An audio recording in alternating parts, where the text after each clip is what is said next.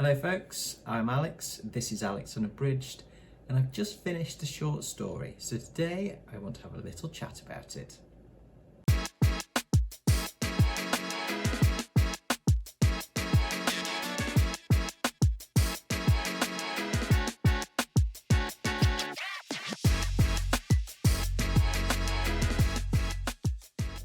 So welcome back to the channel if that is the case.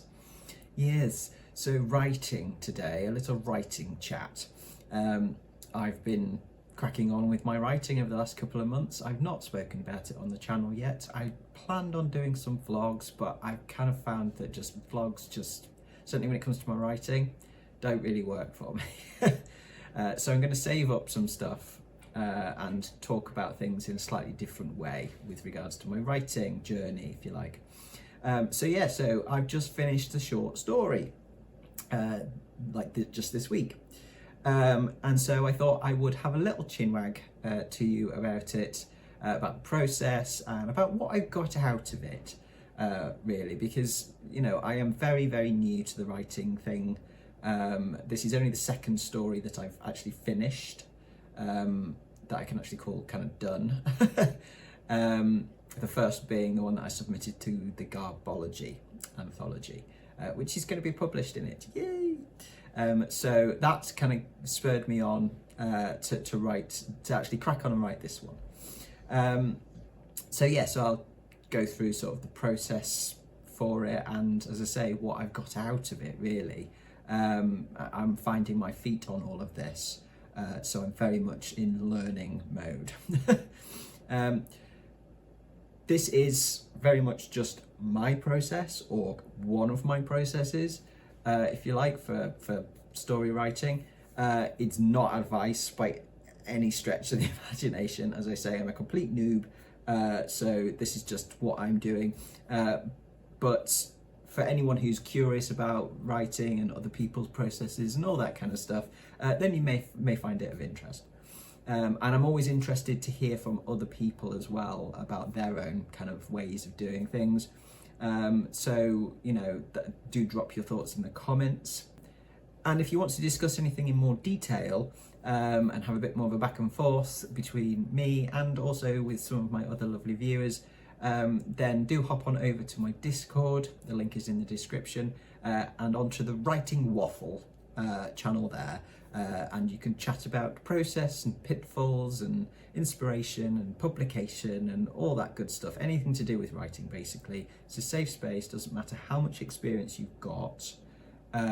It's a space to just chat about writing, especially as new writers. Yes. And stay tuned to the end of the video if you want to hear some excerpts from this short story of mine that I've just finished, as I'll read a couple of bits out for you once I've talked about the process. So then, the story. The story is called That's Not a Spider. And yeah, this came from this was basically a nightmare that I had last year.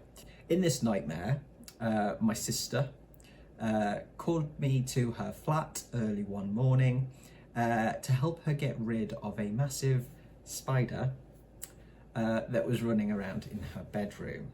The nightmare was extremely vivid, as are a lot of my nightmares, unfortunately. I have a lot of nightmares.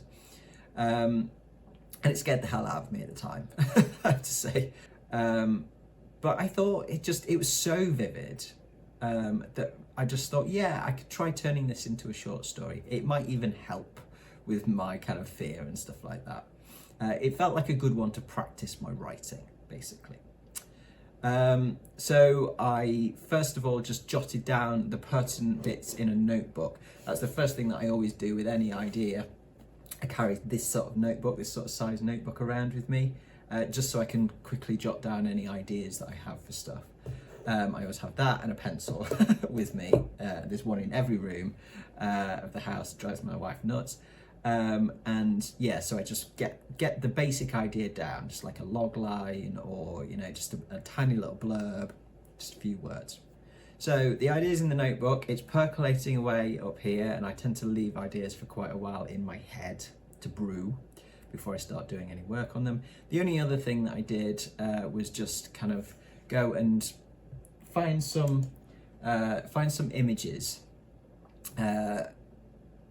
just to kind of have in my kind of little research folder, just some visual reference of stuff. So that's kind of pretty much all I did for a long time, and then the story just sat there. Then yes, I kind of got my story submitted to Garbology and found that it had got in, and that kind of gave me the kick up the backside to like properly get going and get this one written and done. So the next step was to just kind of write down the basic beats of the story that I wanted. Usually at this point with my other short stories, I will write down a synopsis and then I will outline it. Like the one I'm working on at the moment and the one that I did for Garbology, I outlined because they were more complex in terms of their plot points, things like that. This one was very much in my head, kind of done, so I could just write down this sequence essentially of points from the nightmare. I'd already seen the movie, if you like, of this, in my head, and so it was a matter of kind of bringing that out in terms of its sequencing.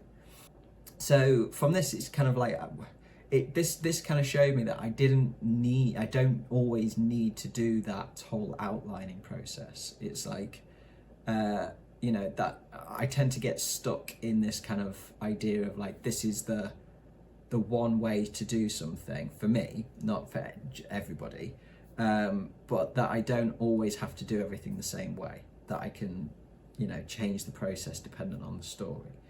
Okay, then we properly get into the writing, and the first draft that I do is what I call the dirty draft. This could be called a fast draft or a proto draft. Lots of people kind of use different titles for it. For me, it's a dirty draft, and it's exactly what it says. It is messy, but it's basically where I write out of sequence, out of linear sequence. I jump ahead, jump back, etc. when things come to me. It's full of kind of sections of prose that I like, lines that I like, just sometimes random lines that come to me, or random descriptions, things like that. It's often got more detailed scene beats in it, and questions that I ask myself about the plot, about continuity, that kind of thing, about character motivation, all that kind of stuff. It's got kind of blocking in it, what I'd call the term blocking, which is a stage term, really, in terms of where characters move and when. It's basically that the whole document is basically word vomit.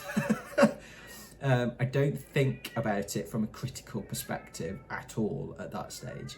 It's about getting it out of my head and onto the page. And the thing that this process, this dirty drafting process has kind of taught me really with this story and previous one, is it's so important for me to not overthink that first draft. It totally overcomes the blank page problem for me. I have that terrible fear of the blank page, that if I sit down with nothing on the page and try and write something coherent, I can barely even get started because I'll overthink every line of prose. Whereas if I just go there through the keyboard into that page and don't worry about it, nobody's going to see it, nobody's going to see that stage, that's just me just getting everything out in whatever form necessary, then I actually find some real gems of lines and things like that by it's brainstorming draft more than anything else. I find bits which actually I really like, and I can they then spark further inspiration for further bits and maybe different sort of slightly different like plot lines, or a slight different course of events for a character or what have you. So it's like it doesn't have to be pretty at that stage, but yeah, that one has really taught me kind of like, just don't overthink it, just get it out, doesn't matter how it comes out, just as long as it's coming out. So then we go to what I call then the clean draft. It's kind of, I was calling it the first draft, but really it probably isn't the first draft. It's probably closer to a second draft, because the dirty draft is kind of a first draft for me. I'm calling this the clean draft. The dirty draft and the clean draft. So basically I went back through the dirty draft, and over the top of it essentially rewrote the story, and until it kind of looked and read much more like an actual coherent story. I kind of went through, I answered all of my own questions that were in there, kind of worked in all of my own instructions on blocking and environment and all that kind of stuff. I tarted up the prose, or I expanded on the prose, worked in any dialogue bits that I wanted. And this is where I start to work in a linear fashion through the story. I don't jump around then, I work through from beginning to end, checking that it kind of hangs together properly. I do little bits of editing as I go. Like often when I'll shut the computer down one day, when I'll go back to it the next day, I'll then jump back to the beginning and just scan through what I did the day before. If there's any bits in there I want to quickly change, I will do, but there's very little editing that goes on here, just kind of, bits where I notice I don't like that, I'll change it or remove things, rework sentence structure, things like that. And I kind of do that, and until I finish the story, and I feel then that it kind of feels much more on the way to being a proper story and being coherent, and something that I'm kind of at the point where I'm happy to then show somebody and get some feedback on it. It's not finished by any stretch of the imagination at this point. I know there's going to be a lot of editing to do on it, but it's getting there. It's definitely getting there. What I've learned of this is that this stage is so much easier to do. This getting to a coherent story stage is much easier if I've really just kind of gone wild on the dirty draft. And I need to just have faith in my writing of this draft. It came out a lot better than I thought it would, and certainly when we get to the next stage, which is sharing, it was actually way further on than I thought it was as well. So that's practice. That's knowing when, knowing at what stage your story's actually at, and having faith in that ability and how it reads and stuff like that. But I do have to learn to not overwrite it too much as well. I think, there's the temptation to keep tweaking, keep going back, keep writing, when actually it's just show it to somebody, and then, you can get that feedback and come back in, because some of the stuff that I'd kind of rewritten and gone over and stuff ended up coming out anyway in edits. So the next stage then is sharing it and getting some feedback, possibly the scariest stage. And this was a new stage for me as well. This was a new thing for me. With the Garbology story, I didn't show that. I didn't have chance to show that to anyone before I sent it in for submission. So I liked it, but I had no idea if it was any good or not. And I'm sure it could have been better had I showed it to somebody and got some feedback, but I was up against the clock on that one. I didn't leave myself enough time to sort of share, get feedback and implement that feedback. With this one, because there was no time limit on it, this was just a personal project, I could send it out to someone. And I sent it to a very good buddy with writing experience, who did a fantastic first reading of it for me and sent me a ton of feedback, super quickly as well, on what did and didn't work, plus stuff that I needed to work on. So the thing, things that came back from this, things like, it needed to be shorter, which I think is probably something that most writers hear on the first kind of, feedback round of edits. A lot of stories can get cut down quite quickly. I was losing momentum on it. There was just too much waffle in there, essentially. Also, some plot elements that didn't work, that really needed some rethinking. I'd written a lot of this pretty much as it was from the nightmare, in terms of the things that happened in it, and the directions that it took. And nightmares are flipping random. Well, mine are anyway. And some of those more random elements needed cutting, and the plot needed tightening up and changing bits and stuff like that. So it actually really hung together as a story. So that was like one of the major things for me to do. But like having somebody who could bring my attention to like some weird word choices of mine, which, you know, sound all right in my head, but might not sound right to readers. That was really useful. Areas where like I'd got lack of clarity in the writing in terms of what was happening or movement, things like that. And call me out when I get like adverb/adjective happy, which happens a lot. I waffle's probably the wrong word, but I use too many words. I need to just rein it in a bit. This is the first, as I say, this is the first time that I've shared a work in progress bit of writing, and so it was scary, but it turns out that like it's nothing to be afraid of. If you've got the right buddy, the right person reading it, then it's nothing to be afraid of. You know, it needs to be somebody who will tell you how it is, but in an encouraging way. So it's got to be constructive criticism, and you've got to be willing to accept that criticism as well. But it's so important to share work. Sharing this has not only made it better, but also made me a lot more kind of aware of things for the future, and also just more confident, I think, definitely.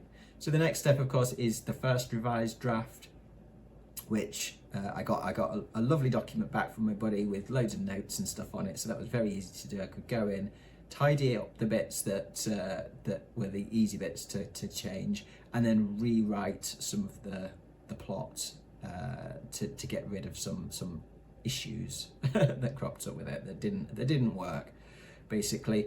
And this something I learned from this is that editing's fun, man. I really enjoyed this part of the process. I could immediately see the work getting better. I think that's what it was. Just being able to immediately see how the work's evolving and actually becoming tighter, things like that, getting rid of some of the extraneous words, sentences, things like that, where I'm repeating myself. Yeah, I really enjoyed that editing process. That was excellent experience. And then, of course, the next step is to reshare it, which I did. This time, the feedback that I got from my buddy was a bit deeper, and suggested further cuts, things like that, and also kind of helped to see that the fixes that I had made the story better, had made it more coherent, had given it more momentum, had made it more creepy. Do you know what I mean? Stuff like that. It was like, yeah, that was again really good, getting another round of feedback back, and you know, having that acknowledgement that yes, this is better now. This is definitely better now. And so at the end of that round of feedback, I knew I was just going to have to tweak some stuff, tweak a few bits, things like that, and then it'd be done. So again, huge boosting in the confidence in my ability. I think one of the main things for me as well is like to just have faith, and this is something that came back in the feedback for sure. Have faith in my own clarity as a writer, and in the reader, that they will get it. And it's not, and I do worry about that. I do worry that you know, that what I want to convey is coming across. And that's not because I don't credit readers with intelligence, because I really do, and I hate that when something feels spoon-fed to me. I think it's more that I just worry that I'm not being clear enough as a writer, and so therefore I over-egg the pudding, so to speak. So I need to just remember that, I just stop worrying about my own clarity, and essentially, you know, if it's not clear, that'll get picked up in feedback, and then I can go back in and kind of make it clearer, rather than just immediately doing, you know, going over the top with it and then having to rein it in. And yeah, just as I say, that will come with practice, is just having that faith in my own ability to kind of convey what I want to convey. So then the final stage, obviously, was the final few edits. which I made. And yeah, it's, that was a few tweaks, basically, a few tweaks and some grammatical stuff, really, more than anything else. And then we get to the final piece, and that is where we are up to. I'm calling it finished for now. You can always go back in and tweak loads, but at some point you just have to call it finished, and move on to the next thing. Otherwise you'd never stop. Well, certainly for me, I'm a perfectionist, and that's not necessarily a good thing. So that at that point, when I kind of go, yeah, I'm happy with that. That's good. Solid. Then that's when I have to say, yeah, okay, call it done. Stop tinkering. So, seeing as we're at the final point, I will read you a couple of excerpts from my story. So the first excerpt then is one for I've just entered my sister's flat and have heard scrabbling sounds coming from behind the closed bedroom door. I passed the lounge, a generous room filled with several large pieces of mismatched furniture, a franken-suite of tables and chairs and sofas accumulated over the years as hand-me-downs from our parents or from charity shops. At the bedroom door, I press my ear against the cool wood. The sounds within have ceased, for now. I grip the knob and twist, and crack the door ajar. With one eye close to the gap, I take my first nervous peek. The curtains are shut and it's dim in the room. I open the door a little further and sneak an arm through to grope around for the light switch. I flick it on, but all I get is a flash, a pop, and then nothing. God damn it. I crane my neck around the door to check the rest of the room. The thin, unlined drapes don't block all the light, but I can't really make out much. I listen for any scuffling, but all I hear is the soft clicking of the heating system. A faint, off-putting smell hits my nose and the back of my throat. A mix of singed hair, thick wet clots of earth, and an edge of something spoiled like milk on the turn. It's an old flat, I think, attempting to convince myself there's nothing out of the ordinary here. It's just the smell of damp and aging architecture, that's all. I grit my teeth, take a deep breath, and, holding the broom out ahead of me, step inside. And then this next section is from a little bit later on, when I'm in the room and I've got kind of lost in the memories of our childhood, whilst looking at sort of familiar photos on her walls and things like that. My reverie is broken by sudden scrabbling and I pivot towards its source. Under the bed. It's always under the damn bed, isn't it? Tightening my grip on the broom, I cautiously drop to a knee and peer under the furniture. It's too dark to see anything properly, but I think I might see an even darker mass huddling towards the head of the bed, about the size of a grapefruit. It could just be my imagination playing tricks on me. At least I hope it is. I stare at the black shape at the far end of the darkness, squinting for some evidence of life. I'm about to stand up when I catch a flicker of movement. Faint but unmistakable, a twitching of several long legs. I swallow and watch for further stirrings. Sure enough, seconds later, I glimpse a similar spasm. Okay, I need a plan. I need to somehow flush this thing out from its hiding place. I check that the door's shut. I don't want whatever this thing is running through the flat. There are too many hiding places for it to choose from in other rooms. I kneel down at one corner of the bed and slowly inch the broom towards the spider thing. I've got a good 4.5 feet of broom to work with, but I'm nearly at full extension before I hear a fast scuttling towards the opposite side of the room. I scramble to my feet, dragging the broom out with me, and back away to the window until the backs of my thighs are pressed hard against the edge of the sill. Heart hammering, I scan the room. Where the fuck is it now? Intermittent tapping on the floor mixes with the clacking of the heating and the ticking of a clock. A sickly shaft of sunlight manages to pierce through the fog, and there's a slight shift in the light. A new shadow draws my eye to a spot near the door, its full shape partially obscured by the laundry basket. The shadow creeps and grows with unnervingly jerky movement until the soft form solidifies and its owner crawls into view. Yeah, that's not a spider. So there you go. There's a little taste of my writing and a peek at what the story might hold. So, you know, hopefully at some stage you'll be able to read it in print. And that is the next step, of course, which is one that I'm still to do, that I'm in the middle of kind of doing now. And that is to format it and submit it to somewhere. And where that will be very much based on the research that I'm currently doing. I'm going to submit it to a magazine for short stories, or an anthology or something, if one comes up that's suitable. But I need to do a bit of research into where the best place to submit it will be. It's just under 4,000 words, so it's a nice length to submit to lots of places.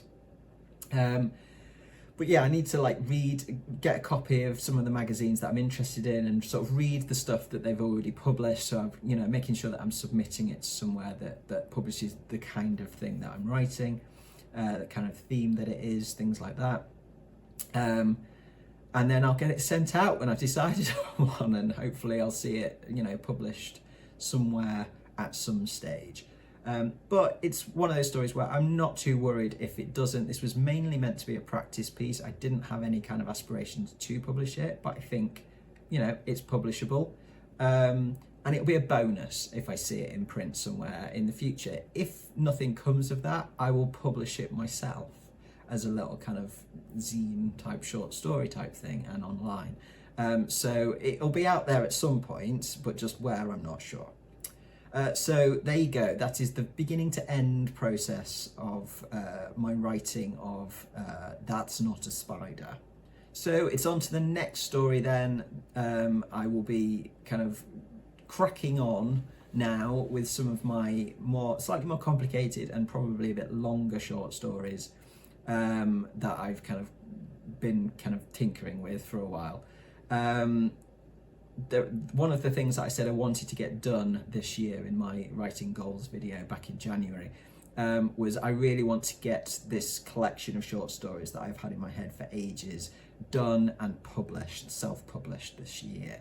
So I need to crack on with those. And now I do kind of have a bit more confidence, growing confidence definitely, to write those and think that, that they'll be decent by the time I've finished with them.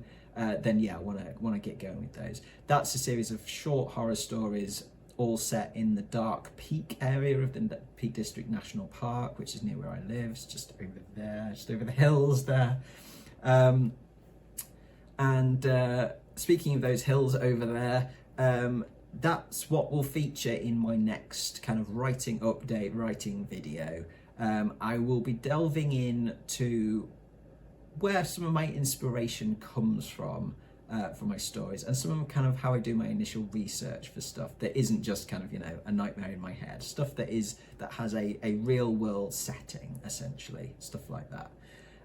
So I'll be taking you on a field trip with me.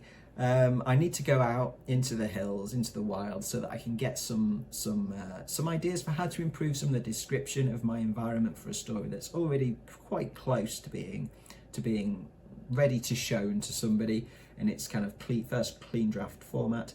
And I want to take some photos, things like that, for reference. And there's another area that I want to visit for a story that I'm just literally just starting to properly I'm about to really get into the dirty draft for that.